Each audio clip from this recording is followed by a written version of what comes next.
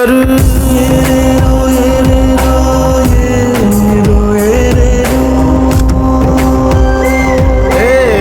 ವಿಧಿಯೇ ವಿಧಿಯೇ ವಿಧಿಯೇ ವಿಧಿಯೇ ವೀರನ್ಯಾರು ಒಂದು ಊರಿನಲ್ಲಿ ಒಬ್ಬ ಪರಾಕ್ರಮಿ ರಾಜ ಇದ್ದ ರತಿಯಂಥ ರಾಣಿಯೊಡನೆ ರಾಜ್ಯಭಾರ ಮಾಡುತ್ತಿದ್ದ ತಾನು ತನ್ನ ಪ್ರಾಣನೇ